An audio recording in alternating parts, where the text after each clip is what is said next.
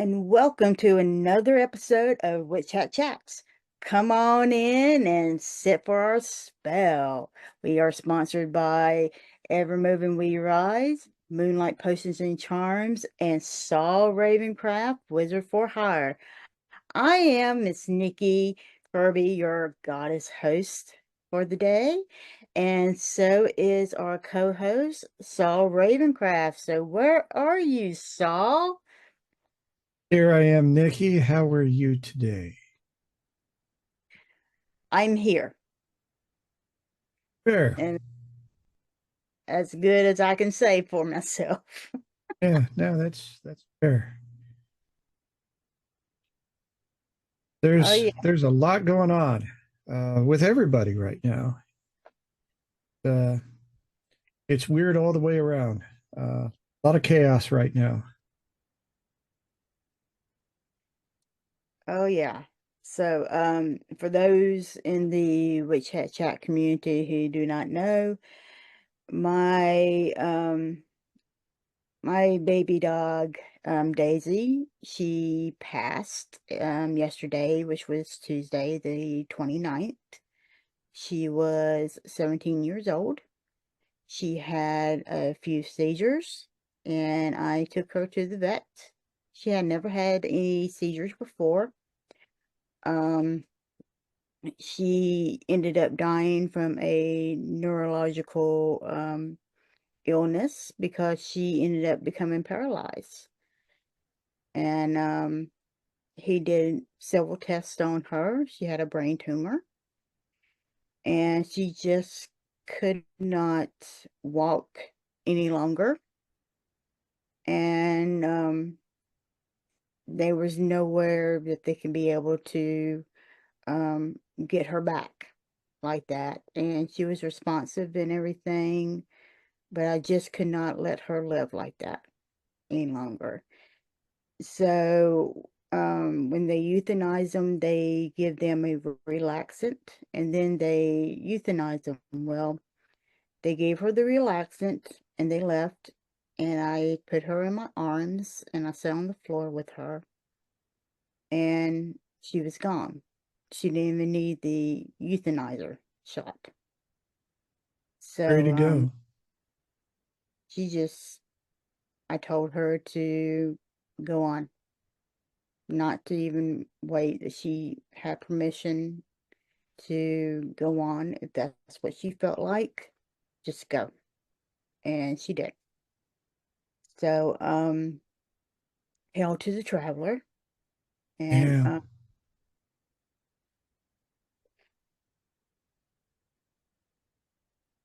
and so I will miss my baby, my little hellhound, um, easy. my little Daisy.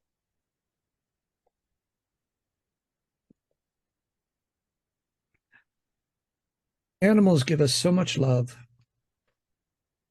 and they're She with does. us for such a short time.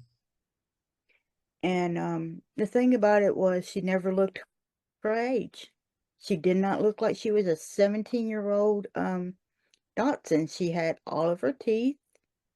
She looked like she was maybe 11, or she maybe looked like 11 or 10. She didn't look like she was as old as she was. And the vet always complimented that. He always asked how old she was, and when I always said that she was um 17, he's like, she doesn't look like she's 17. Like, he says, what do you feed her? And I said, I always fed her healthy foods. I always made sure that she was absolutely healthy. And as you can see from there, the shot that we gave is basically the way she looked when she died. She did not look any type of older, and I've seen dogs that were a few years younger than her, and they are missing their teeth and everything like that. And my Daisy, she had all of her teeth. She was still walking and talking and everything. I mean, she has slowed down, a little bit in her walk and in her run, but other than that, she was perfectly healthy and fine. No big deal until I woke up that morning and she ended up having those 4 grand mal seizures from that brain tumor. And that was it for my pup. But anyway, so what is our divination for the day, Mr. Saul? Well, strangely, our divination is connected with death. It's Albus Dumbledore, Harry Potter and the Sorcerer's Stone by J.K. Rowling, or the Philosopher's Stone, depending on where you live. And Dumbledore says, to the well-organized mind, death is the next great adventure. Mm-hmm.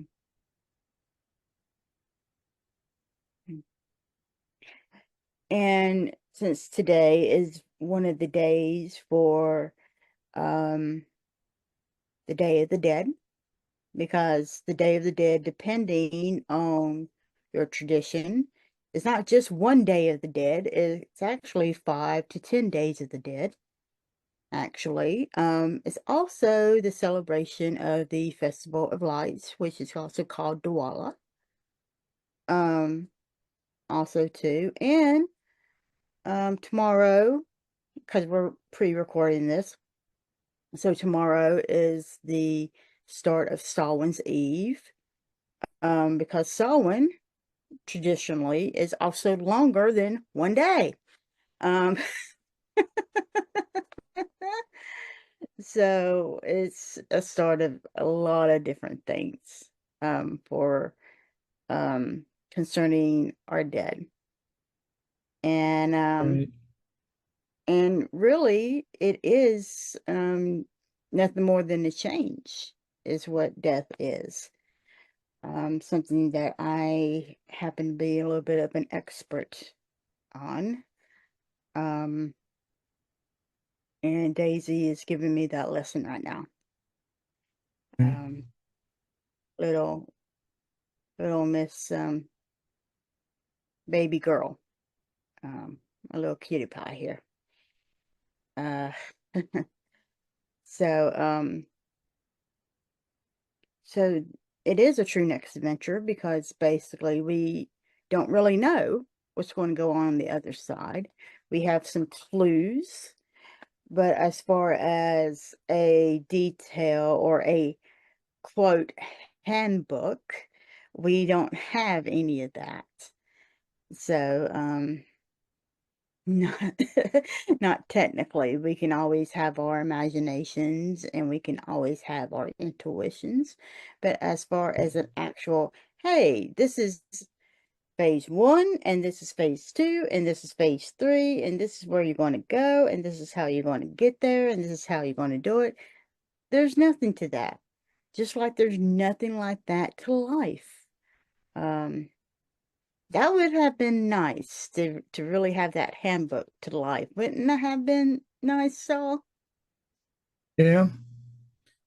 Although I don't know if, I mean, some people say that they've got the handbook to life uh, through various religious texts.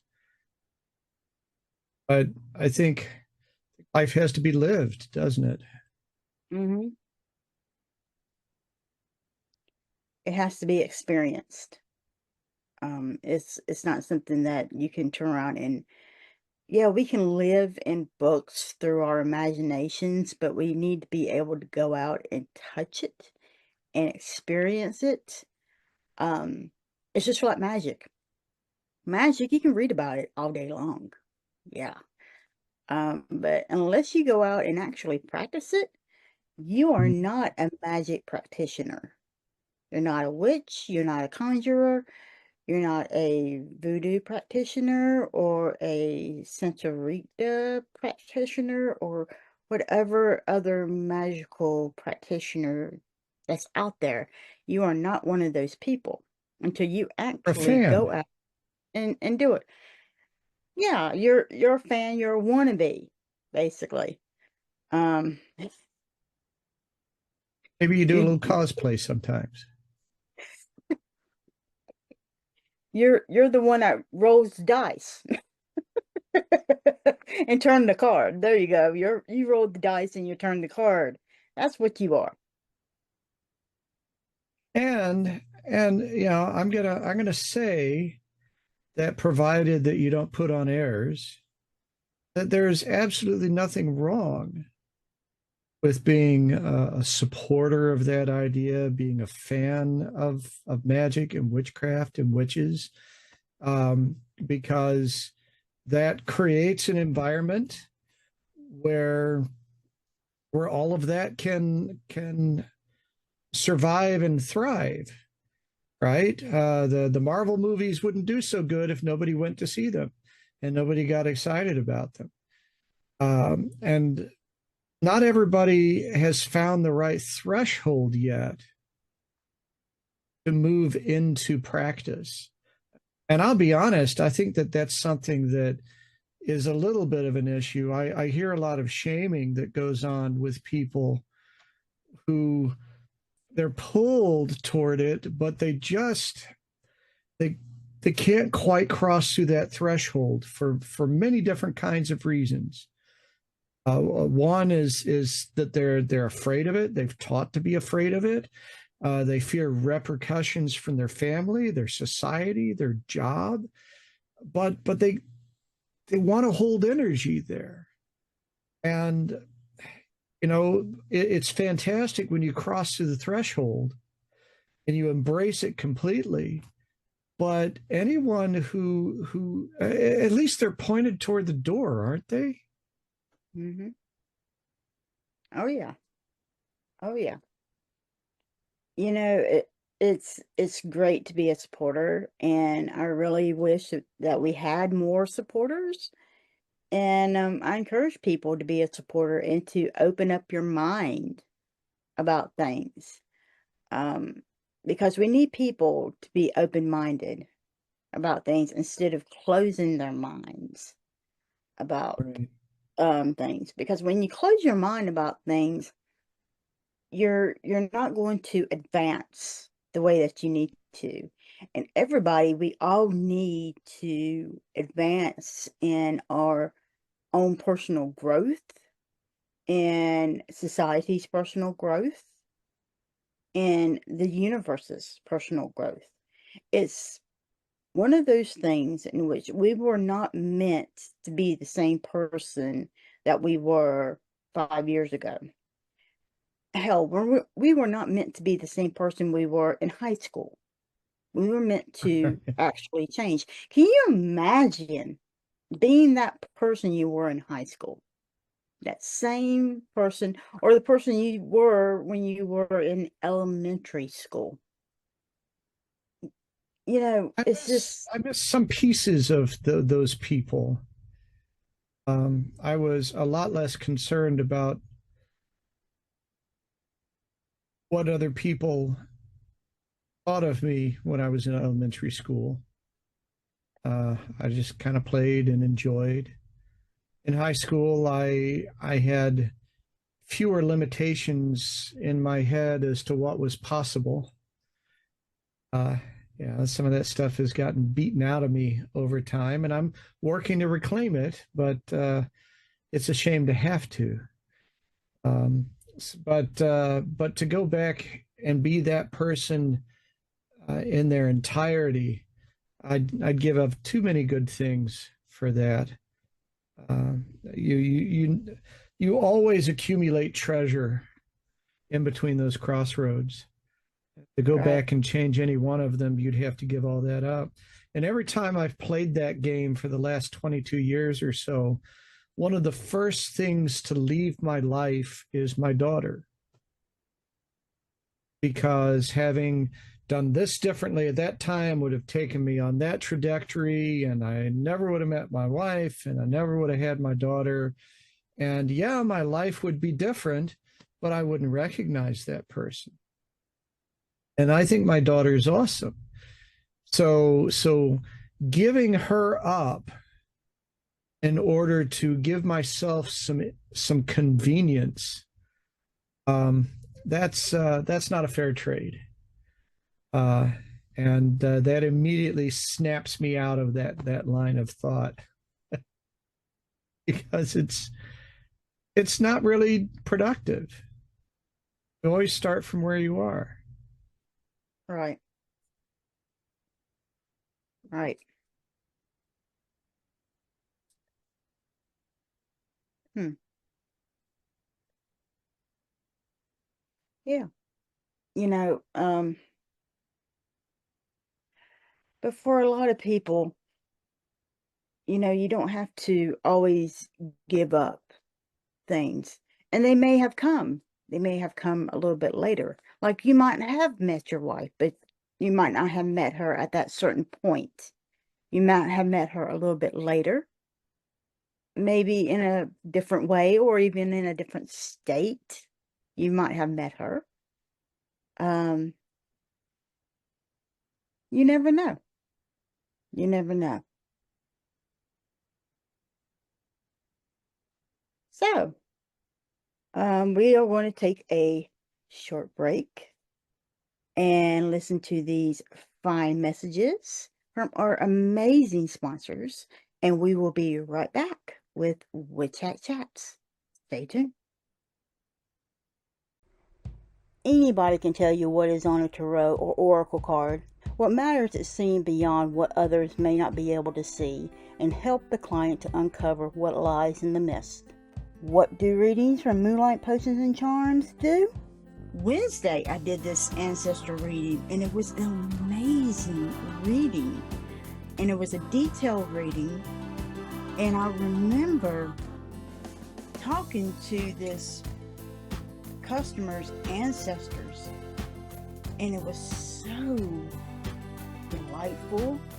And he wanted some questions to be answered about the magic in his family because he didn't know. And his family was mostly like most of our families are. You know how everything is like hush hush when it comes to the magic in his family. And he wanted to know who can he actually talk to about the history of the magic in his family. And I was able to give him specifically who he can go to talk to about that. What particular deity he can actually go to be able to help him with this. And it was just an amazing reading, and talking to his ancestors, they were such a delight, and they told me so much about this customer. It was just an absolutely wonderful reading for him, and I was just so happy to be able to give him this wonderful reading. It's really amazing to be able to give people these readings, these products that's really going to help them, and be able to give back to the community, because this is what Moonlight Potions and Charms is about. We want to help you to embrace the power of your own magic. That is what we are all about. It's to help you to do that. Book now and allow our wonderful staff to take care of your spiritual reading needs. And there is so much more in our Wicked store to help you to embrace the power of your own magic. So come on in to Moonlight Potions and Charms at www.moonlightpotionscharms.com and discover the wicked things that ignite the magical passion in you. Have you heard? The King of the Crossroads, Papa Legba, has graciously opened the roads, paving the way for the Papa Legba Altar on the Go to be nominated as Outstanding Product of the Year in the 2024 Witchcraft and Occult Media Awards. Makes Papa Legba Altar on the Go stand out? Complete traveling altar kit. Everything you need for sacred space is right at your fingertips, all neatly arranged in a mystical painter's pail.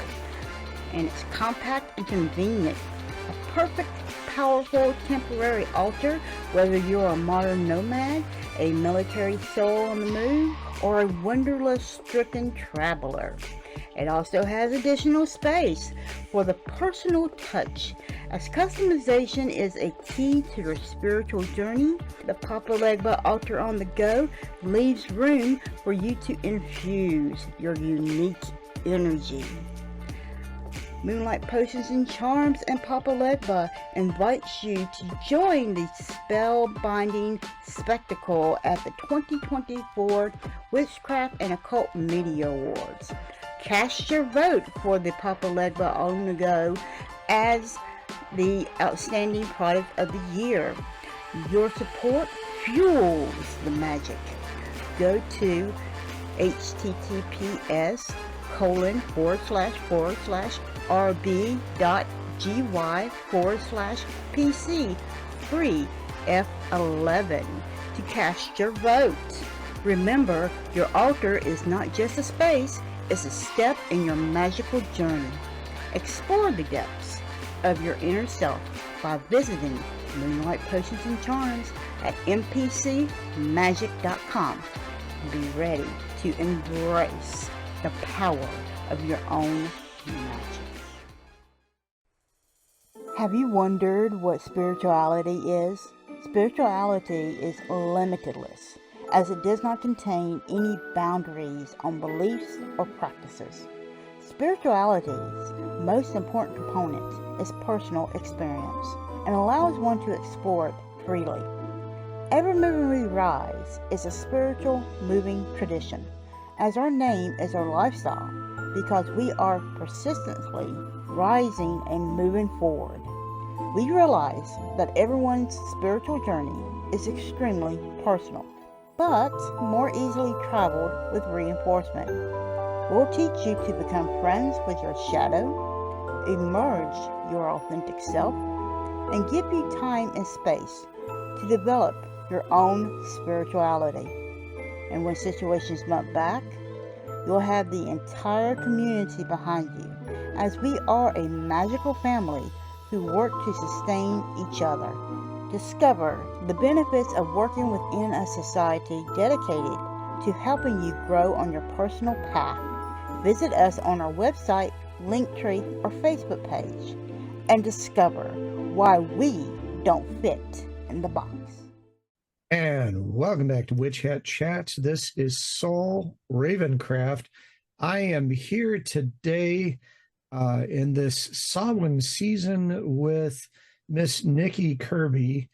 There's, the veil is thin. This is a point where we think about mortality, where we think about those that have crossed over. We think about our ancestors. We have the days of Dia de los Muertos, Dia de los Muertos. Let me pronounce that more correctly. And it's not just the one day. There are different things celebrated. I saw a fantastic presentation on that the other day, where they talked about the different things that are observed each of those days. And there's a day for your relatives. There's a day for people who have just died and didn't really necessarily have anyone with them or have any connection. There's a day for our animals. It's many different perspectives where we take some time to look at each of those lives and what they've meant to us, and the understanding that connection still exists. The whole concept of Dia de los Muertos is not memorial exactly. It's inviting those spirits to come back and reconnect and to spend time with us and to experience those ideas and those things that they enjoyed and appreciated. Mm-hmm. So, a lot of ancestor connection at this time, but just in general, the recognition of life. And we had that quote at the beginning that it's just the next great adventure. And I think this season, above all others, is where we really embrace that idea that death is not the end, that somehow we get remixed into all of this, and that that's a wonderful thing. Right. You know, there's certain mainstream religions that want you to fear death.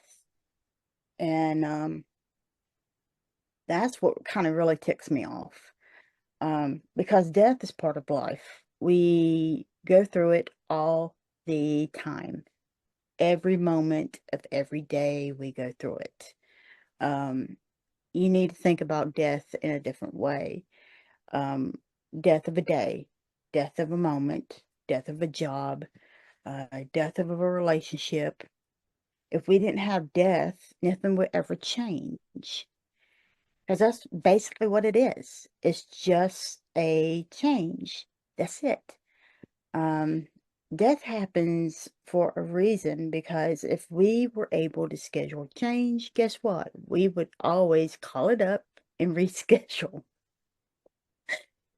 We would do it. We would always turn around and press that number, just like we do on doctor's appointments and dentist appointments and glass appointments and any other appointments that we have. You know, we're going to call up, we call up that secretary, and we're going to say, "Hey, it's Miss Nikki. Sorry, I'm not going to be able to make it," or "I really need to reschedule this," and blah blah blah blah blah blah. Sure, we can reschedule it. And you know, there's certain appointments you reschedule, what, 5, 6 times, and then you finally say, "Oh, I'll just call back when I can be able to make it." And then you never call back, right? Right? We all have those appointments. And that's what death would be. Death would be one of those appointments that you would never ever call back, because you never want to change. And that's a human thing. And that's perfectly natural. So death says, we're not going to make appointments for you. We're just going to do it whenever the hell we want to. And that way you won't expect it. Right. Period. End of story. And There's so, some great TV and literature that feeds into this. A lot of things about death deals with the tragedy and the loss and all that. But Terry Pratchett, throughout his books, I think had a wonderful way of looking at death and a wonderful way of looking at this transition and the weirdness and the realities of death being a part of life. None of us get out of this alive. That's the truth. There's right. another show that I really enjoyed called Dead Like Me, which introduced the idea that while some of us move on to some other realm, some of us, for what other reason, have a job to do. That death, the psychopomp, the one that leads you in that transition, is not really just a being like we tend to see it, like Terry Pratchett saw it, but that it's a bureaucracy. Uh, that some people in their afterlife have the job of moving people in that transition. And within all of that, it looked at a lot of aspects of death and dying and life and transition and in particular the letting go of the life you had when you cross that threshold. That it is a distinct ending, and there's no going back. I think they did that really eloquently and explored it in ways that were sometimes troubling, um, Right. but beautiful. The Good Place is another show that I think did a wonderful job of exploring what that next adventure might be.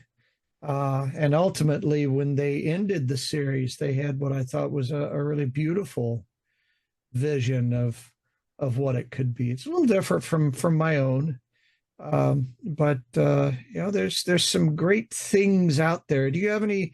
I mentioned a few. Are there any that you like to turn to that help you think about death? Well, you know, there was a series called Supernatural. Supernatural had the entity of death in its series towards the lake part of it.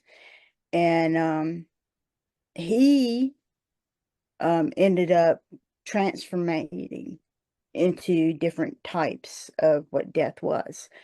And he had the first one I loved the best because he had a very wicked sense of humor.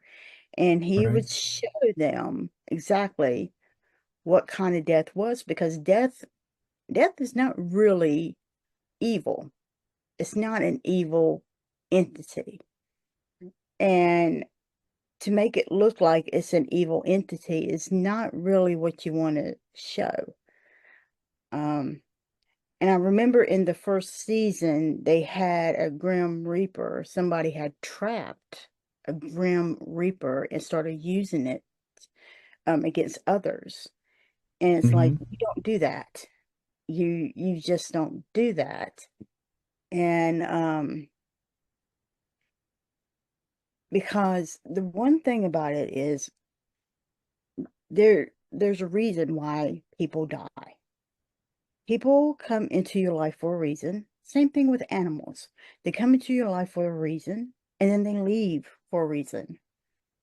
And usually when they come into your life and they leave for a reason, they've served their purpose.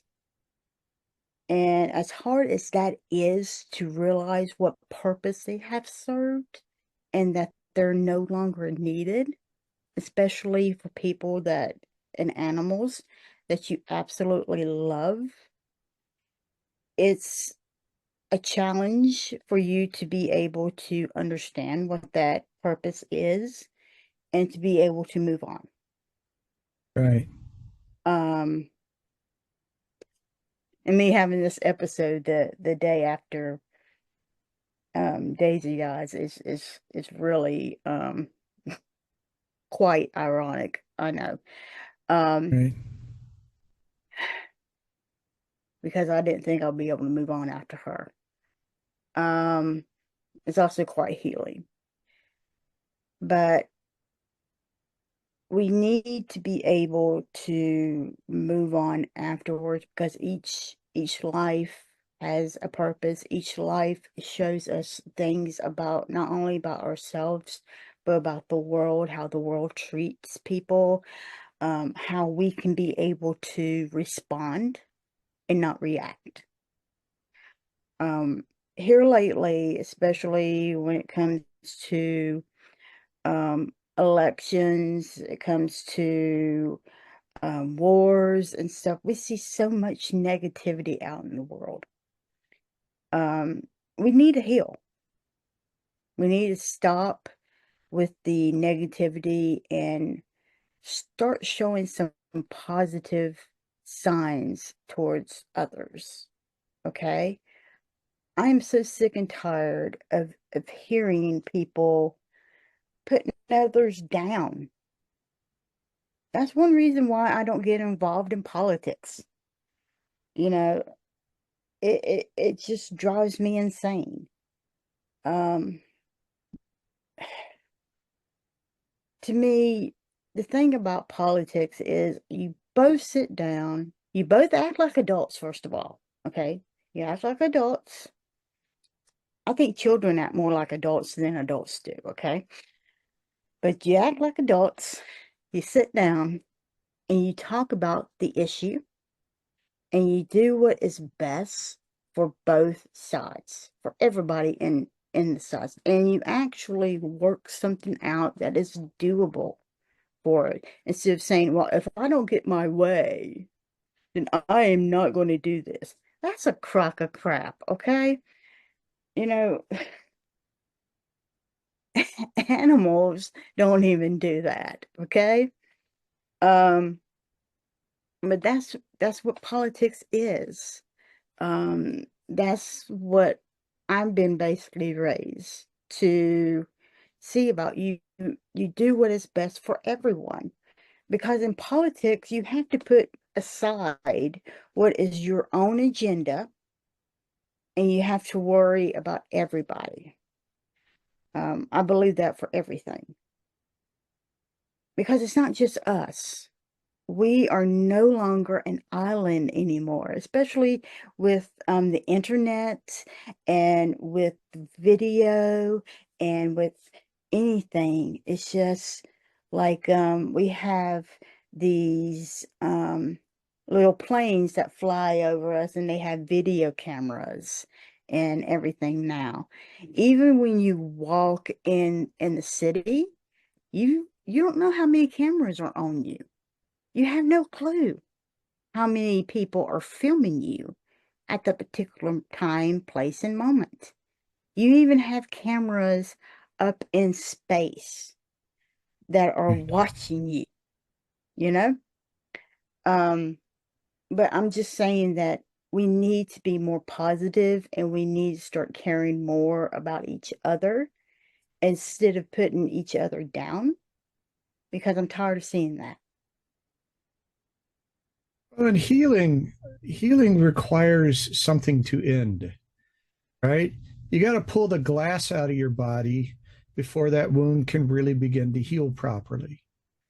You have to remove what is hurting you before you can rebuild. I mean, that's a lot of what medicine is. It's about getting rid of what it is that's creating the problem, separating us from that, overcoming it in some way, and then letting nature take over. And so the the thing that we do, where we try to keep things immortal, uh, uh, pain, suffering, um, hurt feelings, uh, the memory of that thing that happened, we can never ever forget. And okay, yeah, you do need to you do need to be able. I mean, you can't just brush stuff under the rug that really Right. matters. But there has to be a point where you go, okay, that's done, and now we're going to do the next thing. As long as you circle around that drain, you never move forward, you never grow, you never transform, you never heal. And sometimes you gotta put a cap on it and say, all right, that's the end of that, and then we move forward. You have to go through that. Let it die. Yeah, you have to address each and every issue. I agree with that. You have to address each and every issue. You have to prioritize which issue is the most important and address it, of course. Um, and work on it. Because if we don't work on these things together, then how are we going to be able to resolve them together? Instead of sitting here and calling each other this and this and this and that, have a workable solution. The one thing I've always tell my students is, if you have a problem, instead of coming to me about the problem, number one, try to figure out some sort of solution. Come up with 3 possible solutions. Okay? Um, because if you can figure out what the problem is, you can always figure out what a solution is. It may not be easy, and it may not be the easiest way of resolving it, but that is one way to start out as a resolving process. And then come to me and talk about Right? it, and we can work on it together. But don't sit here and say, okay, here's my problem. There you go. You solve it. Because as magical practitioners, we are the ones that are the problem solvers.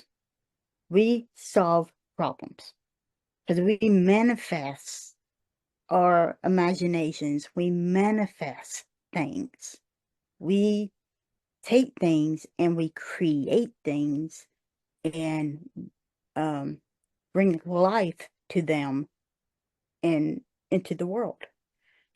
that's what we do as magical practitioners.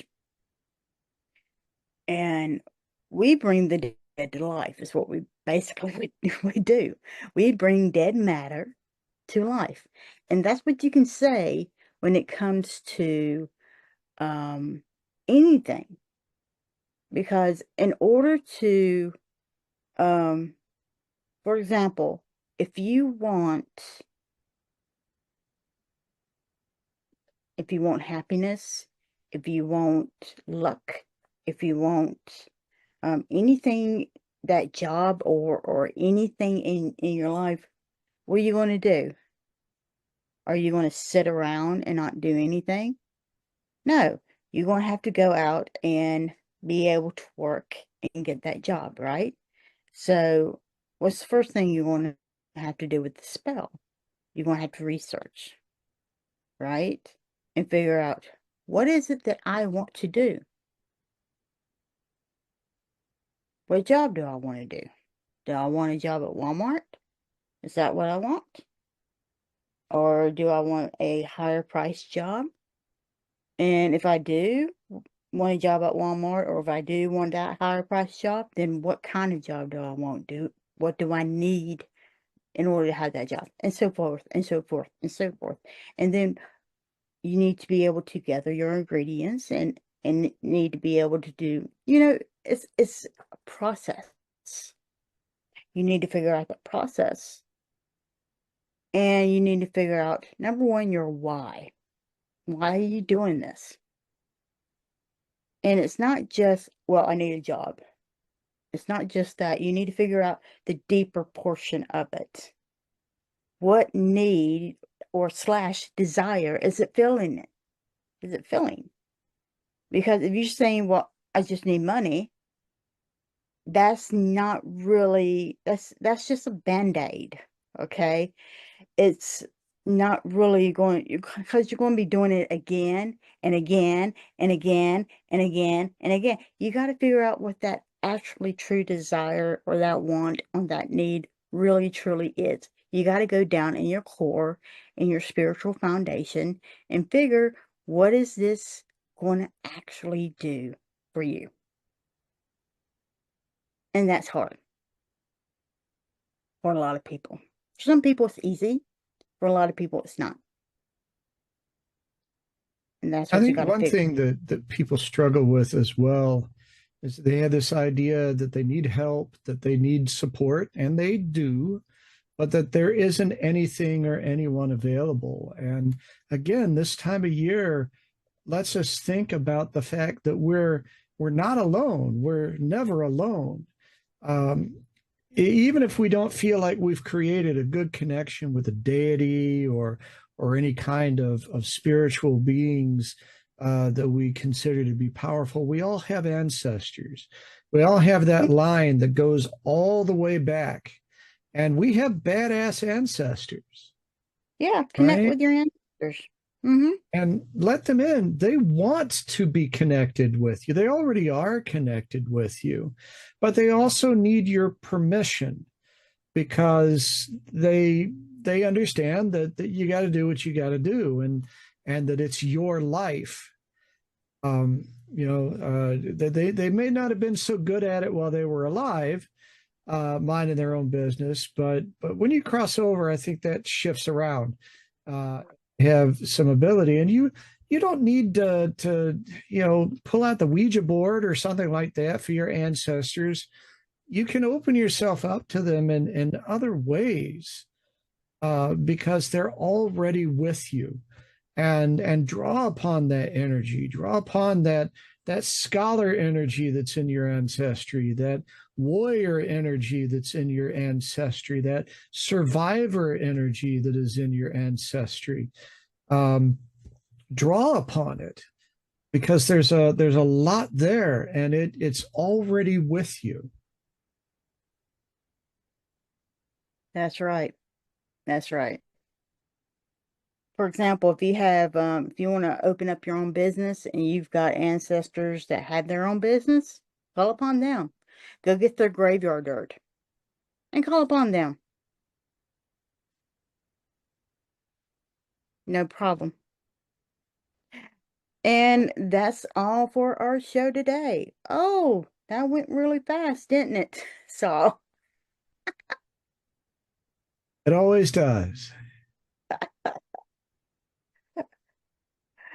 all right. So, embrace your power, support your community, and keep your fuzzy babies, your family, friends, and yourself safe. And have an absolute magical week.